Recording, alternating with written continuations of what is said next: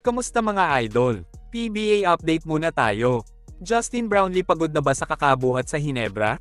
Hindi na nga nakapagtimpi pa si Tim Cone matapos ang nakakapanlumong performance ni Justin Brownlee sa mismong do-or-die game ng Barangay Hinebra laban sa rival team na TNT. Imbes na papuri ang sabihin kay JB dahil sa sipag at dedikasyon nito sa koponan, tila pagkadismaya ang binitiwan niyang salita sa Hinebra Import. Ayon kay Coach Tim, may plano pa sana silang ibalik si Justin Brownlee sa Commissioner's Cup.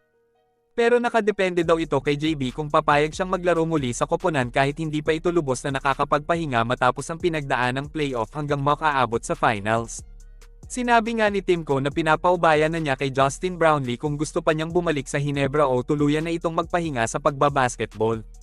Mukhang mahihirapan din kasi si Brownlee dahil makakatapat na naman niya si Rondae Hollis Jefferson na 2 beses siyang pinabagsak sa PBA Finals.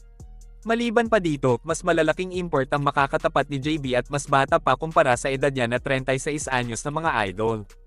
Inamin din ni Coach Tim na wala silang balak humanap ng backup import dahil ang plano talaga nila ay kuhanin muli si JB bilang import sa Commissioner's Cup lalo na kung napagkampiyon pa ni JB ang Hinebra.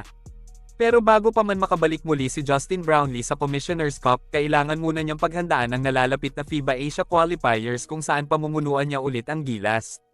Mabigat na schedule ito para sa Hinebra Import lalo na at tumatanda na nga si JB.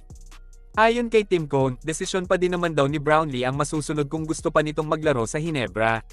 Aminado si Justin Brownlee na sobrang disappointed siya matapos muling matalo kay RHJ at sa TNT sa magkasunod na taon ng Governor's Cup. Nakapag-ambag lang si JB ng 16 points at 6 na rebounds sa game na nagresulta ng pagkatalong muli ng Hinebra sa finals laban sa TNT. Imbes nga na pangunahan ni Justin Brownlee ang Hinebra sa do-or-die game, mas naging agresibo pang maglaro ang kanilang rookie point guard na si RJ Abarrientos na muntik nang maging bayani kung nanalo ang crowd favorite sa Game 6 mga idol.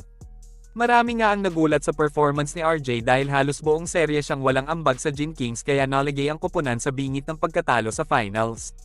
Nakapag-ambag ang pamangkin ni Johnny A ng career high 31 points kumpara nga sa 16 points lang ni Brownlee na siyang dapat nagbibigay buhay para sa Hinebra.